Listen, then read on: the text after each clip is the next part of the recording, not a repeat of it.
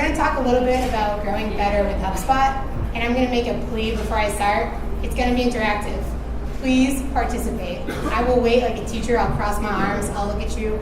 I'll bring you more beer. I don't care, whatever it takes. I need you to talk, because I will talk for 40 minutes, and I promise you don't want to. So who am I? Why am I worth listening to? Honestly, when I wrote Who Am I had this like sort of esoteric moment of like, who am I? Well, let's talk about it professionally. I used to be a senior consultant at a HubSpot partner. I worked there for 3 years. I worked closely with HubSpot. I really liked it. I went over to HubSpot. And since then, I'm actually now a senior customer success manager. And my specialties are specifically SEO as well as the user journey. So talking to people in a way they want to be communicated with. If they're looking to give to you in a certain capacity, talk to them in that capacity. Don't send them stuff over here, right? Segmenting and talking to people in a way that makes sense. Anybody notice anything weird about SEO there? Search experience optimization. It's not a search engine. If I had a t-shirt, I would throw it. So this is actually from this woman in Costa Gotham. She's an SEO expert. We're not solving for the engine anymore. We're solving for the user. It's all about a user experience. No longer are we keyword stuffing. Gone are those days, right? So we need to be thinking about content that makes sense. And that's why this is a search experience optimization. What are we going to talk about? We're going to talk about some key takeaways from inbound. Who was there? What did we learn? Product releases. And then something hopefully a little inspiring. We'll talk a little bit about the flywheel, why we're saluting the funnel but saying goodbye and bringing in this new methodology. And then we're going to talk about delighting your customers. The ServiceHub is HubSpot's newest offering that can do that. What I don't want to do is have you guys walk away being like, well, I don't have the ServiceHub. That presentation was 1 quarter useless. So we will talk throughout, and you can hold me to this, about ways you can do this without being in on the ServiceHub, in addition to the functionality that it does offer. Okay, any questions so far? Feel free to interject as you see fit. So who is at Inbound? These are some people that were inbound. Curious, anybody here at Inbound? Show of hands. Oh, cool. All right. Does everyone else know of Inbound? Yeah? Okay. So we had, we'll go left to right, top to bottom. We had an award-winning writer, author, former vice chair of GE, the foundation established and a great thinker, down to Scott Harrison, Charity Water, founder and CEO. Shonda Rhimes, if you like Grey's Anatomy or Scandal, you see some nods. Executive producer, writer, creator of those shows. And then, of course, our beloved Dharmesh and Brian, the co-founders of HubSpot. Product takeaways. So we announced a lot of product offerings. There's a website. If you Google HubSpot plus product updates, I think it's just /products. We have all of the updates that are published there. I'm going to go through them at a very high level, some of the most interesting ones. Feel free to stop me with questions. So, specific to the Enterprise Growth Suite, if you have marketing, sales, or service enterprise, you have all of the things I'm about to talk about, just even if you have just one. Teams. One of the things we heard a lot was we want to give somebody the power to do this one thing, but we don't want them having access over here. And the permissions that we had were fairly rigid. Now there's a lot more flexibility. You can basically, on any particular region, business unit, parent-child relationships, you can set up teams at your discretion. So that's something that's in beta right now, coming down the pipe. Native Slack integration. This can work specifically with workflows. You can have workflows pushing Slack notifications and vice versa. And this is actually really cool and something we've been using internally for a while, so I'm pretty excited to see that be a customer-facing resource. Single sign-on, so this is going to enhance the security of your HubSpot experience. So if any of you use like Okta or OneLogin or anything like that, and you have a chiclet system, HubSpot can now be accessed like that, so you don't have to log in separately. Good for security, also good for ease for the user. Multi-language content tools, a big push of our enterprise is getting more people to be using HubSpot with greater ease. And if anybody, has anybody here translated a website or gone through that process? Yeah, it's a total bear. This makes it a lot easier. I'm sorry this wasn't around when I heard you were doing it. Workflow extensions and webhooks. This is going to allow you to send data more easily to other systems.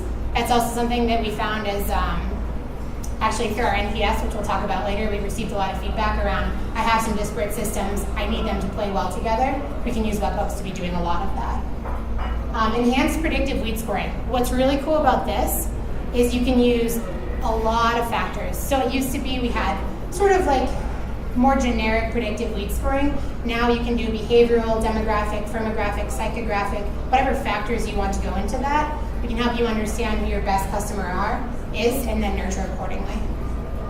And then property updates. So there's some custom field calculations that are now available. You can also use multi-currency properties, and you can work within these custom fields to one data point. So this is another big thing that came down the pipe. So those are like the high-level product takeaways. I don't want to bore you with the rest of them, but if you care to, go online, take a read. Okay, HubSpot's also inspirational. The inbound is also supposed to be kind of fun. So somebody I actually had the pleasure of introducing is Cavalia. He is I should say, I'm from Boston, so I wasn't as excited as someone else might have been. He's a former Yankees trainer, so fine. But anyway, he was very interesting. So what he talked about were three things. He works with A-Rod, which also I was like, cool. You guys are probably thinking maybe very cool. I don't know. Habits compound. He literally talked about and showed an example of taking a small axe every day and hacking away at this enormous tree. And it was kind of like, hey guys, do you think this is gonna work? Everybody at the audience was like, no, that's not efficient. That doesn't make sense. His point being, habits compound. Day after day, you should be doing something that makes change. You should be thinking about that in your own life so that you can contribute well to your team. You should also be thinking about that from a customer's perspective. Hitting singles, this is very much a baseball analogy. Every day, scores runs. You don't have to score home runs every time. If you get someone on base, move them along, you get a run. So thinking about it in a little bit of a more digestible way. And then A-Rod says he has his PhD in his mindset. It's about being positive, hungry, and driven. Okay? So I just wanted to share it with you because I thought it was sort of inspiring. This is the funnel. How many of you currently use the funnel? Show of hands. Okay, cool. So the funnel pretty much got us over the last decade or so in a really, really great spot. The funnel is understanding how we're attracting, converting, closing, and delighting customers. However, we've started to realize over the last couple of years that there's a problem with this and it doesn't tell the full story. Why? People want to talk about their experience. What this does is it kind of looks at the customer as the output, right? I do all this work, I have a customer, good. I'll talk to him or her again when I want to cross-sell and upsell. Until then, new customers. We're not thinking about the customer and the entirety of the journey, and I promise you with like Google My Business reviews, with the way people are sharing information with one another, having a great product, having a great service, it's not cutting it. It's not enough anymore. It used to be the case that if you have a superior product, you got it. You got it on lockdown. That's not true. So you need to have a great product, and more importantly, you need to have really good customer service. So, what happened? We made the flywheel. This is basically saying that the customer, the CRM, the customer is at the base of everything that you do. So across the journey of the top of the funnel, what was the top of the funnel, through the middle, through the bottom, we should be delighting the customer. Who's reasonably convinced about the flywheel? Who's like, okay, that kind of makes sense? Yeah? Who says HubSpot got bored and wanted to make something up? I got a lot of believers. Oh, okay, non-believer, that's fine. We'll talk after. No, here's the thing. I can prove this to you. So I did this, I Googled this morning, I got here, and I was in my hotel room, and I Googled, I really did, local prisons. Most of them had Google My Business reviews. Guys, people were talking about food, the food quality. People want to be heard. Local prisons, I also looked at town halls, local town halls near me. Everybody had, and I actually should have put a screenshot in because I was blown away. These are government entities. I'm sorry to tell you, your feedback probably is not going to make a difference right now. If you think it doesn't apply to you that you need to delight the customer, people are leaving prisons feedback. You're getting feedback. What did John Dick say? Honestly, this is a little bit of a mouthful, but basically, a flywheel is a wheel or disc on an axis. It's energy efficient. The amount of energy it stores depends on how you spin it, how much friction there is, and the composition of the wheel itself, how big it is, how much it weighs. Essentially, it's a circular process. What the hell does that mean? It means putting the customer first. One thing that's really cool is that Brian Halligan, who is our founder, will review every Twitter submission of companies showcasing their flywheel. So if you make a flywheel and you're talking about how you're going to employ that, and you tweet and you add him, he will review it and he will write back. And if he doesn't, find me, because he will. He'll write back at like 4 a.m.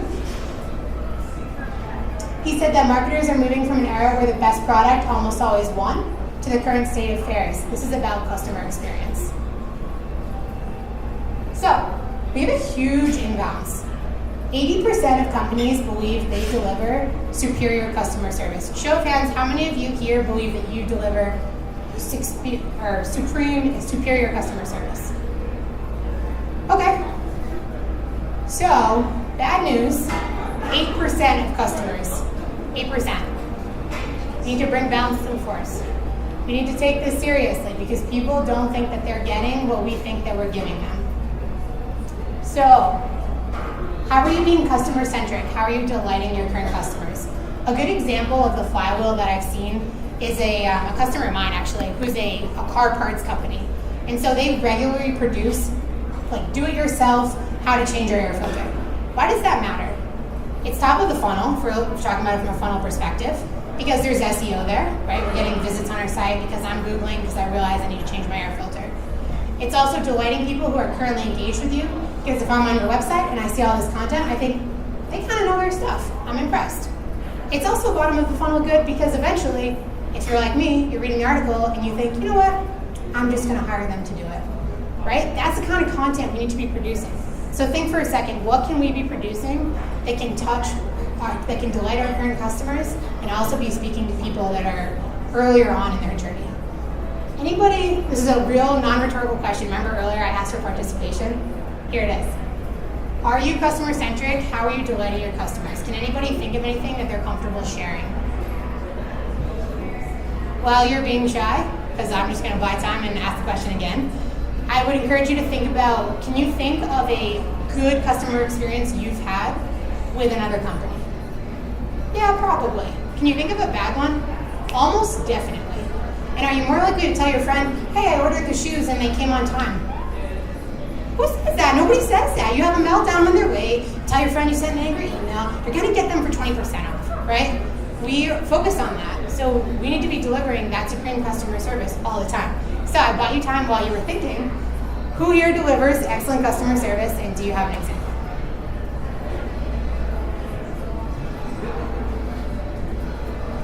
Earlier, almost all of you raised your hands. Oh, Patrick, you're so brave. Yeah, so we do weekly reviews with the customers on ongoing projects and take the feedback very directly, and then we have time set aside for each individual client to go back and work and improve on the process to better align with what they're doing. Awesome. And you're a service? Yeah. Digital marketing? Yeah. Cool. Very helpful. Thank you for sharing. Awesome. So that's an example. We're not just saying, hey, we're your digital marketing agency, we're going to give you a campaign. We're saying, we're going to give you a campaign, we're going to go back, we're going to check the analytics, we're going to refine, we're going to fine tune. We're not going to leave you. We're not setting and forgetting it, we're going to make it better for you. Cool. Good example. Okay, so speaking of customer delight, the ServiceHub is a great way to do that. Like I said, I'll hold true to my promise. I will explain how you can do this without the ServiceHub. Pro tip, it's a lot easier with, but I want us all to feel like we got something actionable. Who here is familiar with the ServiceHub? Oh, interesting. Okay, who here has a ServiceHub? Interesting. Okay, cool. So, with that in mind, if I were a salesperson, I would tell you there are like 50 new features about the ServiceHub. I'm going to shoot you straight. There are 4 things that matter. That's what these are. I hope, is this being recorded? Tickets and help desk, conversations, customer feedback, and the knowledge base. Why do these matter? Thank you for your question. Tickets and the help desk. This allows you to manage demand, meet expectations, and stay organized. So right now you might have another ticketing system. You might have some sort of like a hodgepodge process where somebody gives feedback and then you forward an email to somebody and then they handle it and they forward it to someone else, right? What the ticketing system does is it's actually the backbone of our support team. This is how we do our HubSpot support. So if you've called into support, you've been on a ticket. And what's cool is that every contact record here has every ticket you've opened, so you can look at the history. So if someone's been out of shape, hey, I already talked to you guys about this 2 weeks ago, you said it was fixed. Boom, you can open, hey, well, we told you that this was the step to fix that. Or maybe you're in the wrong and you can tell between your legs, at least give a good apology, right? These are extremely important because you can automate your process. So up at the top here, you can see where it's at. You can see who it's waiting on. And you're able to keep a really good understanding of where things are. Because right now, I think a lot of times what we have is we receive feedback from someone and we pass it along. And maybe we add a note to myself, like, 5 days from now, I'll follow up to make sure so-and-so closed the loop on that. But if 5 days pass and haven't done it, we've missed out on a huge opportunity. So that's what ticketing is for. Conversations. This allows you to have more meaningful, context-rich customer service interactions. So this is basically the trigger for this about like, why would that matter to me? If you use an email alias, if you have any sort of a shared alias, and then so-and-so picks it up and then it passes it to this person, conversations are sort of a foray into like the next step of ticketing because you can have the full conversation. You can track it right within your inbox. So if you use Gmail or if you use Outlook, that's okay. You can either send from Gmail and log it into your ServiceHub, or you can send it right from the ServiceHub point of view. So pretty cool, and it helps you really ultimately support at scale. And then I put just a sort of ominous four-letter word here, chat. Does anybody use chat on their website right now? Awesome.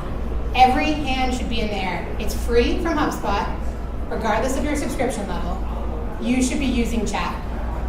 I am not ready to commit to one of our competitors says forms are dead. I'm not convinced forms are dead because I think there are things you would give to a form, like maybe an account or like a social security number that you maybe not quite yet would give to like a chat.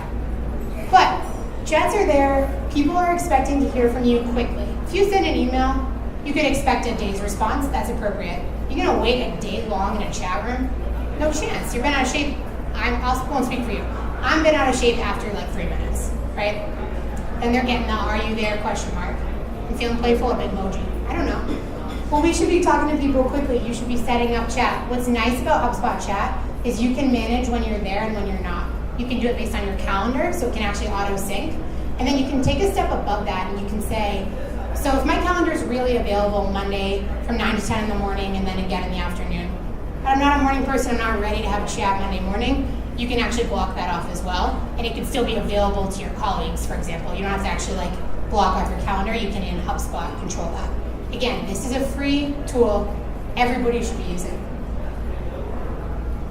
Chat's great. Customer feedback. Chat is a way that you oftentimes receive feedback. And so this actually all works together, and then sometimes people chat with you. You can actually open a ticket right from the chat on the HubSpot side if you have ServiceHub. You can open right into a ticket and escalate it. So with this in mind, you can understand your customer's needs and then take action. Remember before I said that prisons get feedback? You guys are getting it too. And it's kind of like if somebody's got a secret, you'd rather hear it directly than have them tell their friend. So get ahead of it. Let people tell you their negative and their positive feedback.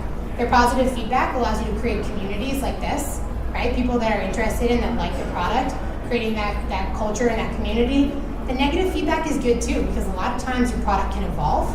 Somebody, instead of just complaining to their manager and then eventually, not renewing with you, not continuing to use your product or your service, instead you can actually get them on the phone. I don't know if any of you have had this experience, but if we have if it's not an edge case, if it's really good feedback, we'll put you right in conversation with someone from product. And they'll talk to you, and then we make product changes, right? And there are anomalies, we can't, magic wand everything to solve for everyone. But that said, you get a really good sense of this customer feedback of how people overall are feeling about certain areas of your product. So does anybody, by a show of hands, take any sort of track of their Net Promoter Score or their NPS, also known as their feedback? Yeah? Okay. Just think about doing it. Seems like maybe a tenth of us are. Huge opportunity here. And you don't need the ServiceHub to do it. So the NPS, which is how HubSpot and a lot of systems use it, is 1 through 10. Only 9 and 10 are good, effectively. We consider 8 and below neutral, and then the bottom half, you guys know, those are our detractors. So basically detractors are here, promoters are here, and then people that are content enough that we'd like to eventually make into promoters or at least stop from becoming detractors. So think about ways to get feedback. If you don't have the ServiceHub, which most of you don't, how about a SurveyMonkey integration with HubSpot? The integration you can facilitate, it's a native integration, doesn't require API work on your side. You could just send out an email and say, hey guys, how are we doing? Hey, it's been X since you bought from us. It's been Y since we've heard from you. Hey, call them out. You haven't opened your last 10 of our emails. Are we annoying? What's up? Right? Just ask the question. And then they can you can do this a few ways.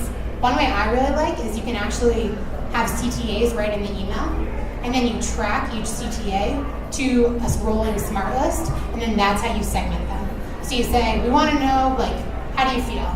Feeling really good, loving your product. I'm neutral, I could go either way. I've got a bone to pick with you. Whatever, depends on your personality as a business.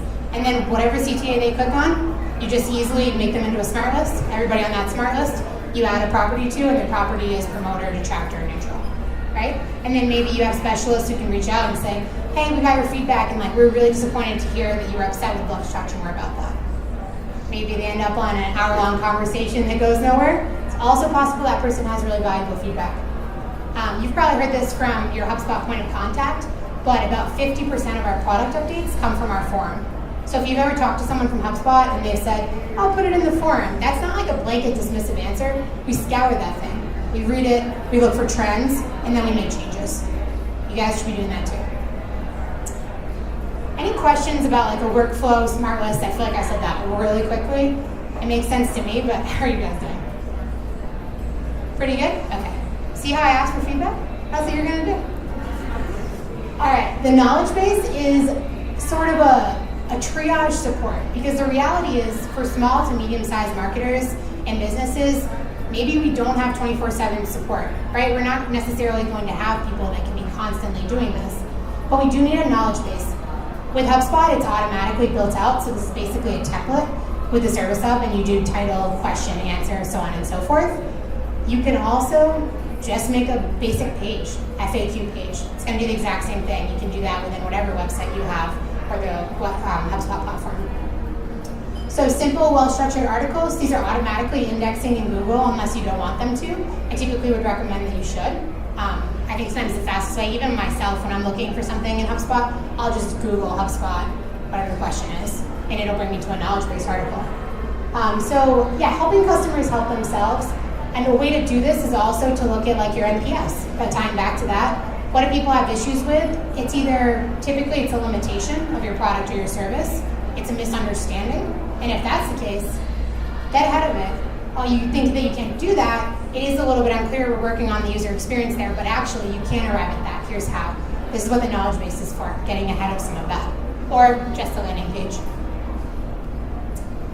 Before we get here, one last thing about chat that I feel like I should have mentioned is that we acquired Motion AI last year, which means we are involved with chat bots. So to the point about not having an abundance of resources, have a chat bot. I strongly do not recommend you pretend the bot is a person. I don't know if anyone's been on the receiving end of that. I don't think you have to outright name it like Bob the bot, but if they ask, are you a bot? Yes, I'm a bot, nice to meet you. You want to be forthright about that, but you can have a series of questions and answers. So somebody chats and they say, hey, I have a question about this. And you say, great, qualifying question, are you talking about X or Y product? And then they say X, and they're literally going to click. It comes up as like CTAs almost in the chat, and then you send them down that train. So you can build as many branches as you want. Again, there's some limitations to the free feature, but it's way better than not doing chat at all. And if you want to buy all in on chat, or you have an enterprise level subscription, you already have it, you should be definitely using that and building some cool branches. And what's nice is, again, looking at the conversations that are had, your bot gets smarter, right? You can make informed decisions as well, and you can kind of better be anticipating the questions that people are asking. You could also, if you already have smart people, ask them, what do you spend 7/10 of your day answering? And they'll tell you, they know. So, I promised I'd leave some actionable tidbits. So basically, these are some ways to be delighting your customer. You should be blogging with purpose. And I know that's a general overarching statement, but remember my example about the air filter company? Thinking about ways that you can touch people, your customers, people that are at the beginning, that are just early prospects, they're just eyes on your site. We should be thinking about ways to connect with them in whatever capacity, and the blog is a really, really important way to do that, as well as for SEO benefits. You should set up a chat, or at the very least, set up a lead flow. Everybody know what a lead flow is? Raise your hand if you don't know what a lead flow is. I admire your courage. A lead flow is a slide in. It's HubSpot's version of a pop-up, for being real.